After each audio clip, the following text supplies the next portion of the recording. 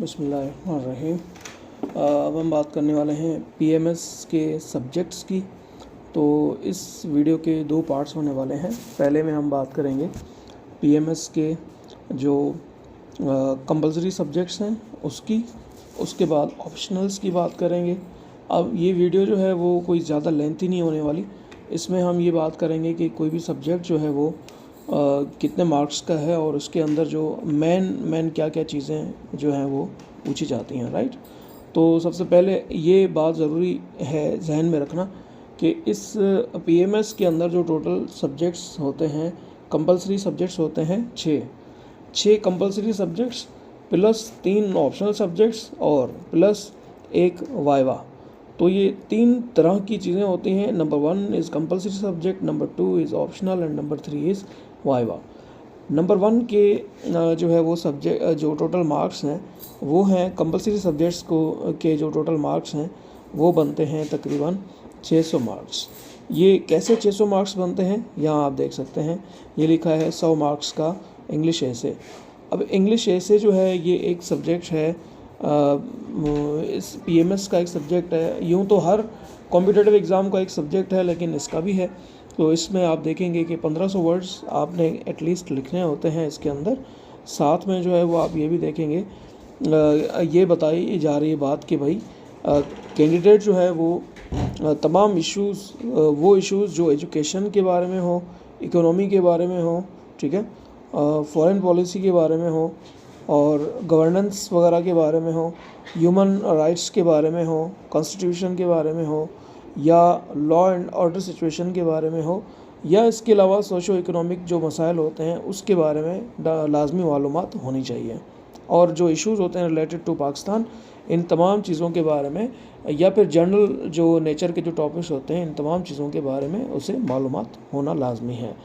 Number B पे इन्होंने ये बात ज़रूर बताई है इंग्लिश एसे के पेपर में कि कैंडिडेट से ये चीज़ एक्सपेक्ट की जाती है कि वो अपने आइडियाज़ को बेहतर तरीके से रिफ़्लेक्ट करे, जिसके ज़रिए ये हो कि क्लैरिटी और लॉजिकल रीजनिंग वगैरह तमाम चीज़ें उसके अंदर हों।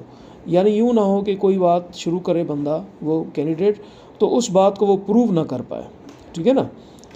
तो Quaid-e-Azam, late suppose Quaid-e-Azam secular था, तो ये बात यहाँ तक ख़त्म नहीं होती, बल्कि उसे ऐसे ऐसे प्रूफ्स देने होते हैं कि जो इनएविटेबल हों, जो दलाइल पर मबनी हो, और ऐसे आपने वो देने होते हैं, आर्ग्यूमेंट्स ऐसे देने होते हैं, रीज़न्स ऐसे देने होते हैं, ऐसी लॉजिक आपने पेश करनी होती है कि सामने वाला जो है वो आपकी जो ये चीज़ें हों ये अनक्वेश्चनेबल हो, ठीक है।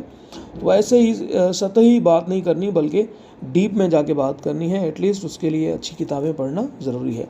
बाय द वे बात कहीं और चली गई, वापस आते हैं अपने टॉपिक पे।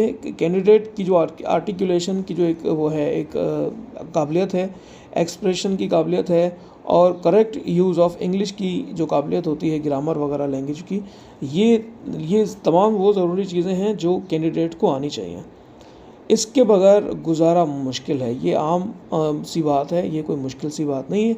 हाँ, ये चीज़ ज़रूर ध्यान में रखें कि इसके मार्क्स कितने होते हैं। There are 100 marks for English essay. तो 100 नंबरों का होता है इंग्लिश ऐसे, जैसे कि CSS का होता है, ठीक है। अब इसका जो नंबर 2 है, दैट इज़ प्रेसी एंड कम्प्रीहेंशन। ये एक सब्जेक्ट है इंग्लिश ऐसे की तरह, ये भी 100 मार्क्स का एक सब्जेक्ट है। अब इसके अंदर क्या क्या ख़ास चीज़ें हैं, इसको मैंने क्या करना है, पिंक कलर के साथ इसको डिनोट करना है ताकि आपको थोड़ा सा आइडिया हो सके। चलें जी, अब इसकी जो ख़ास चीज़ है वो ये है कि इसके जो टोटल मार्क्स हैं वो भी कितने हैं, 100 ही हैं, ठीक है। पेन का कलर चेंज कर देते हैं, तो इसका जो लिखाई वाला कलर है वो कर देता हूँ ब्लू, ओके। अब इसमें सबसे ख़ास चीज़ वो ये है कि इसमें प्रेसी, कम्प्रीहेंशन और बाकी भी कुछ चीज़ें हैं, आपको आहिस्ता आहिस्ता पता चल जाएगा। तो कहा यह जा रहा है कि इंग्लिश प्रेसी के लिए कैंडिडेट का जो है वो कम्प्रीहेंड करना उसे आता हो, सिंटैक्स वगैरह उसका क्लियर हो, ट्रांसलेशन और ग्रामर वोकैब वगैरह ये तमाम चीज़ें अच्छी हों, तभी जाके वो काबिल बन सकता है इस पेपर को अच्छे तरीके से लिखने के, ठीक है, इस पेपर को पास करने के काबिल हो सकता है। उसके बाद जो है इन्होंने इसको बाइफरकेट करके अलग अलग करके लिखा है। प्रेसी राइटिंग बाकायदा इन्होंने खुद लिखा है कि भाई ये प्रेसी राइटिंग हम पूछेंगे।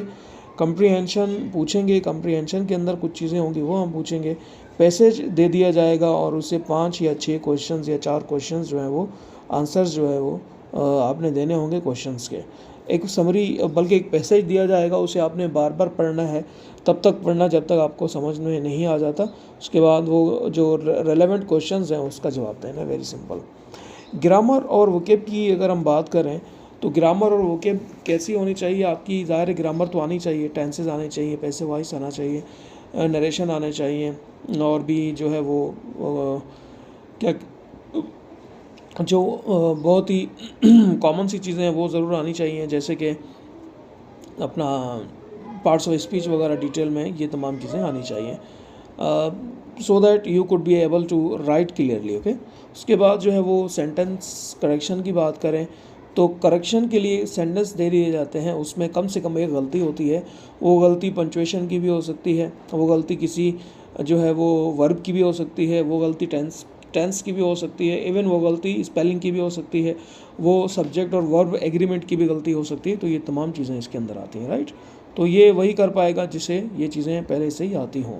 और ये बड़ा इंटरेस्टिंग सा एक वो है, एक आप कह सकते हैं पार्ट है PMS का या किसी भी कॉम्पिटिटिव एग्ज़ाम का। बाय द वे उसके बाद grouping of words, pair of words वगैरह ये चीज़ें आ जाती हैं। अब जो है वो इसके अंदर आपसे काफ़ी सारी चीज़ें पूछी जाती हैं, इडियम्स हैं, प्रोवर्ब्स वगैरह वगैरह बहुत सारी चीज़ें। Last but not the least आपसे ट्रांसलेशन पूछी जाती है। शॉर्ट सा पैसेज आपको दे दिया जाता है जिसको आपने उर्दू के अंदर ट्रांसलेट करना होता है। सेम चीज़ आगे भी आएगी, ट्रांसलेशन वाले को जहन में रखें, ये तमाम चीज़ें एक बार फिर भी आएंगी। तो आगे चलते हैं, ये क्या बात कर रहा था अभी आपको समझ आ जाएगी। सो थर्ड जो है इसका सब्जेक्ट है, ये है उर्दू। उर्दू के लिए मैं ब्लैक वो यूज़ कर रहा हूँ स्याही, तो ये है उर्दू। और उर्दू ऐसे प्रेसी एंड कंप्रीहेंशन एंड ट्रांसलेशन, ये सेम वही चीज़ है जो पहले हमने थोड़ी देर पहले जिक्र किया। वो क्या था? वो था अपना इंग्लिश का, अब ये है उर्दू में। लेकिन इसमें एक डिफरेंस है, वो ये हैं तो दोनों 100 मार्क्स के ही, लेकिन इसके अंदर 1000 मार्क्स का वर्ड्स का ऐसे भी लिखना है। ठीक है, लिखा है कि candidates would be required to write an essay in Urdu of about 1000 words. तो 1000 वर्ड्स का किन चीज़ों पे? वही सेम चीज़ें जो इंग्लिश में बताई गई थी इंग्लिश के ऐसे में। अब ये ऐसा पेपर है उर्दू का जिसमें इंग्लिश का ऐसे, जैसे इंग्लिश का ऐसे अलग पेपर, इंग्लिश का प्रेसी अलग पेपर। अब तमाम दोनों पेपरों को मिलाकर अगर आप उर्दू में लिखना चाहें तो ये 100 नंबरों का जो है ये पेपर है। वही चीज़ें जो पहले बताई गई हैं इंग्लिश ऐसे के पेपर में, वही चीज़ें दोबारा यहाँ पे रिपीट कर दी गई हैं, लेकिन इस बार फ़र्क ये है कि ये उर्दू में है। उसके बाद उर्दू प्रेसी एंड कंप्रीहेंशन, इसे कहते हैं तलखीस निगारी। यहाँ मैं लिखता हूँ तलखीस निगारी, यानी to make a precis of something, तो इसे कहते हैं तलखीस निगारी। अब जो है वो बात करेंगे इंग्लिश बल्कि उर्दू प्रेसी वगैरह की। इसके अंदर प्रेसी आ जाती है, तलखीस निगारी यानी चीज़ों को शॉर्ट करके लिखना होता है। कॉम्प्रीहेंशन इबारत दी जाती है, उसके क्वेश्चन और आंसरिंग की जाती है। उसके बाद जो है वो आपसे ग्रामर और वोकैब पूछी जाती है।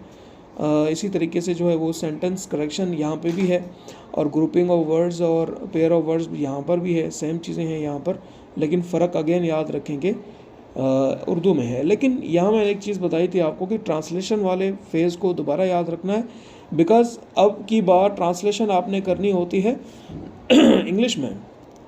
अ शॉर्ट पैसेज, अच्छा, in English that may contain a figurative or idiomatic expression shall be given for accurate Urdu translation. अब यहाँ ऊपर हमने बात की थी, तो ऊपर हमने देखा था कि इंग्लिश में आपने ट्रांसलेशन करनी थी, अब आपने क्या करना है, उर्दू के अंदर उसे ट्रांसलेट करना है। तो ज़ाहिर है ट्रांसलेशन दोनों तरीक़ों से आपने याद करनी है, आपने ख़ुद को तैयार करना है। इंग्लिश आ जाए तो इंग्लिश, उर्दू आ जाए तो फिर उर्दू। उसके बाद हम बात करने वाले हैं सब्जेक्ट नंबर 4 की। तो सब्जेक्ट नंबर 4 के लिए मैंने जो है वो सिलेक्ट किया है पेन का कलर, और ये पेन का कलर जो है थोड़ा सा चेंज होने वाला है। तो ये है 100 मार्क्स का, और इसके अंदर क्या चीज़ें आ जाती हैं इसको देखते हैं। Islamic studies combination of both subjective and objective. For non-Muslims candidates, ethics combination of both subjective and objective, यानी सब्जेक्टिव भी आ सकता है इसमें, ऑब्जेक्टिव दोनों ही आ सकते हैं, ठीक है। तो सबसे पहली बात यह है कि भाई आपने इस्लामिक स्टडीज़ के अंदर ये देखना है कि इंट्रोडक्शन टू इस्लाम, अब ये क्या चीज़ है, थोड़ा सा इसको एक नज़र देख लेते हैं। इंट्रोडक्शन टू इस्लाम, इस्लाम की बुनियादी जो अरकान है, इस्लाम की जो बुनियादी, इस्लाम का बेसिकली जो बुनियादी स्ट्रक्चर है वो तमाम चीज़ें इसके अंदर आएंगी। इस्लाम का जो बुनियादी एक तारुफ है वो, अब इसके अंदर क्या क्या चीज़ें आती हैं, दीन है, दीन क्या है, इस्लामिक कॉन्सेप्ट्स क्या हैं, फंडामेंटल्स ऑफ इस्लाम क्या है, एडवेंट ऑफ इस्लाम क्या है, सोसाइटी कैसी है, स्पिरिचुअल, मॉरल और सोशल इम्पैक्ट क्या है इन चीज़ों का, बेसिक बिलीफ क्या है, अमर बिल मारूफ और नही अनिल मुनकर, ये तमाम चीज़ें क्या हैं, ये सारी की सारी चीज़ें इस्लामियात के फ़ेज़ 1 में आती हैं। फ़ेज़ 2 में सीरतुन नबी, सीरतुन नबी सल्लल्लाहु अलैहि वसल्लम के अंदर सबसे पहले आप सल्लल्लाहु अलैहि वसल्लम की शख्सियत, उनका मैसेंजर बनना, उनका रिफॉर्मर बनना, उनका एडमिनिस्ट्रेटर बनना, यानी इन शॉर्ट आप सल्लल्लाहु अलैहि वसल्लम की पूरी ज़िंदगी पर आपने जो है वो उबूर हासिल करना है। इस तरह से आपने पढ़ना है कि जहाँ से भी आपसे सवाल किया जाए you must be able to answer that in a good way. उसके बाद जो है वो अर्ली इस्लामिक हिस्ट्री की बात की जाती है। अर्ली इस्लामिक हिस्ट्री जो है वो खुलफाए राशिदीन की हिस्ट्री है, तकरीबन 30 साल की बात है ये, 636 के बाद से लेकर तकरीबन ये 690 तक बात आती है। बहरहाल बल्कि मैं तो ज़्यादा बता रहा हूँ, 690 तो काफ़ी ज़्यादा आगे है, लेकिन ये 30-32 साल का अरसा है या इससे आगे पीछे का अरसा है। तो ये जो है खुलफाए राशिदीन का जो है एक अरसा है, इसके बारे में भी डिटेल में आपको आना चाहिए। ह्यूमन राइट्स क्या हैं, इंसान के हुकूक, इंसानी हुकूक क्या हैं इस्लाम के अंदर, वुमेन राइट्स क्या हैं, माइनॉरिटीज़ के राइट्स क्या हैं, तो ये तमाम चीज़ें आपको आने चाहिए। इस्लाम एंड द वर्ल्ड, इस्लाम जो है वो इस्लाम बाकी दुनिया के साथ कैसे अपना मुवाफिक है या फिर मुताबिकत रखता है नहीं रखता, तमाम चीज़ें आपको इसके अंदर पढ़नी और लिखनी होती हैं।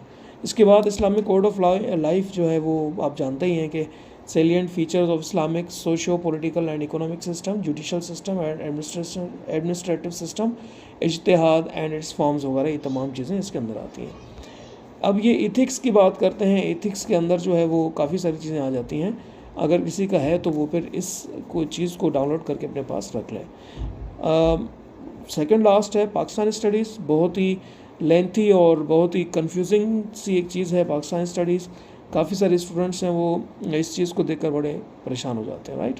तो बाय द वे परेशानी वाली बात तो है, क्योंकि नाम इतने मुश्किल हैं लेकिन अंदर जो है बहुत आसान है, ठीक है। आप देखें यहाँ पे लिखा है कि ए पे लिखा है मुस्लिम rule in the sub continent and it's downfall. तो सिंपल सी बात है कि मोहम्मद बिन कासिम कैसे आए, उसके बाद बाकी मुसलमान कैसे आए और उनका जो है वो डाउनफॉल कैसे हुआ, एंड दिस इज़ ऑल। इसी तरीके से मुस्लिम रिनाइसेंस की बात कर रही है, ऐसे मुस्लिम रिनाइसां भी कह सकते हैं, ठीक है ना। तो इसके अंदर क्या क्या चीज़ें आ सकती हैं, ये तमाम चीज़ें हमने डिस्कस करनी है। बाय द वे उसके बाद हम बात करेंगे कुछ रिफॉर्मर्स जो थे, जैसे कि सर सैयद अहमद ख़ान है और अल्लामा इकबाल है और कायद-ए-आज़म वगैरह, ये तमाम इसके अंदर आ जाते हैं। इसके बारे में, इनके बारे में बात करनी होती है। इसके बाद अगर हम देखें तो बात हो रही है क्या कहते हैं, यस, इसके बाद बात हो रही है पाकिस्तान रीजनल सिनेरियो की, और इसके बाद पाकिस्तान के न्यूक्लियर प्रोग्राम की और इसके इंटरनेशनल कंसर्न्स की, regional cooperation including SAARC ECO, मतलब economic cooperation organisation SCO and the role of Pakistan वगैरह वगैरह। इसी तरीके से बहुत सारी चीज़ें और भी हैं जो यहाँ पर मेंशन करना ज़रूरी है, बल्कि लिखी हैं। आप इनको एक बार एक नज़र देख लेंगे, आपको काफ़ी सारा आइडिया हो जाएगा। इनमें से बहुत सारी चीज़ें आपने पढ़ रखी हैं और बहुत सारी चीज़ें आपके लिए न्यू भी हैं। ऊपर आपने देखा कश्मीर डिस्प्यूट है, इसके साथ पॉलिटिकल एवोल्यूशन सिंस 1971 है, कॉन्स्टिट्यूशनल हिस्ट्री ऑफ पाकिस्तान है, फॉरेन पॉलिसी है, evolution of democracy and democratic institutions इन पाकिस्तान है, नेशनल सिक्योरिटी डायनामिक्स है, Pakistan and the United states है। इसी तरीके से जो है वो बात कर रहे हैं सिचुएशन इन अफ़गानिस्तान सिंस 1979, यानी जब एडवेंट ऑफ, आप कह सकते हैं जब रशिया वाले आए थे, रशियन जो आर्मी आई थी सबसे पहले 1979 में अफ़गानिस्तान में, तो ये हिस्ट्री इसकी यहाँ से स्टार्ट होती है। And its impact on Pakistan वगैरह, ये तमाम चीज़ें इसके अंदर शो करनी है। उसके बाद जो है हम बात करने वाले हैं पाकिस्तान के 1973 के कॉन्स्टिट्यूशन की। बीच में कुछ मैंने चीज़ें छोड़ दी हैं, ऑब्वियसली ये कोई जो है वो इतनी लंबी वीडियो नहीं बनानी बाय द वे, इसलिए मैं ये कर रहा हूँ। इसके बाद वही जो सबसे एक मुश्किल सब्जेक्ट माना जाता है, दैट इज़ जनरल नॉलेज। ये बहुत ही आप कह सकते हैं अजीब सा टॉपिक है, वो है एक सब्जेक्ट है, लेकिन इसकी ख़ास बात ये है कि इसके अंदर जो है वो ऑब्जेक्टिव पूछे जाते हैं। यानी ये क्या है, ये जो सब्जेक्ट है ये सारे का सारा ऑब्जेक्टिव है। एक्चुअली ऑब्जेक्टिव का मतलब क्या होगा यहाँ पे कि ये जो क्वेश्चंस वगैरह होंगे सारे के सारे ऑब्जेक्टिव ही होंगे, राइट। तो ये भी बाकी तमाम सब्जेक्ट्स की तरह वो है अपना 100 मार्क्स का है, लेकिन इसकी सबसे ख़ास बात ये है, दो इसकी ख़ास बात याद रखें। नंबर 1 इज़ कि ये ऑब्जेक्टिव है, तमाम ऑब्जेक्टिव है, और दूसरा ये है कि जितने भी सब्जेक्ट्स हैं तमाम का डेटा यहाँ से आ सकता है, तमाम की चीज़ें यहाँ पूछी जा सकती हैं। अब इसके अंदर आपने ऊपर देख लिया, उसके बाद जो है फ़िज़िकल साइंसेस, सबसे पहले जो है आपने देखा करंट अफेयर्स, फिर फ़िज़िकल साइंसेस, फिर जो है वो बायोलॉजिकल साइंसेस, फिर एनवायरमेंटल स्टडीज़, फिर फूड साइंसेस, फिर कंप्यूटर साइंस, फिर basic mathematics and the last but not the least general. अब इसके अंदर फेमस साइंटिस्ट्स हैं, फेमस इन्वेंशंस हैं, थियोरीज़ वगैरह हैं, बहुत सारी चीज़ें, ये चीज़ें आ जाती हैं, राइट। तो ये एक शॉर्ट सा इंट्रोडक्शन था आपके तमाम सब्जेक्ट्स का, ठीक है। तो ये आप कह सकते हैं कि ये क्या है, ये एक सब्जेक्ट है, बल्कि ये एक सिलेबस था पीएमएस का, और इसमें अगर कोई कन्फ्यूजन वगैरह हो तो आप यू कैन आस्क। लेकिन एक चीज़ मैं जो खुश आइंद समझता हूँ, अच्छी समझता हूँ, ये है कि इन्होंने सिलेबस दिया हुआ है। अगर सिलेबस ना दिया हुआ होता तो बहुत कन्फ्यूजन होनी थी। हाँ, एक चीज़ मैं ज़रूर कहना चाहूँगा इन तमाम चीज़ों के बारे में कि पीएमएस के अंदर एक ख़ासियत ये है कि पीएमएस को आप उर्दू में भी दे सकते हैं। यानी अगर कोई समझता है कि वो ज़्यादा लिख नहीं सकता इंग्लिश में, सिर्फ इंग्लिश का पेपर वो दे दे इंग्लिश में, प्रेसी का इंग्लिश प्रेसी और इंग्लिश अपना ऐसे का पेपर वो दे दे इंग्लिश में, बाकी जितने भी पेपर्स हैं वो सारे के सारे उर्दू में दे सकता है। एंड यस, उर्दू में दे सकता है, लेकिन उर्दू उस लेवल की फिर होनी चाहिए। तो यहाँ वीडियो पास करते हैं क्योंकि बहुत लेंथी हो गई है।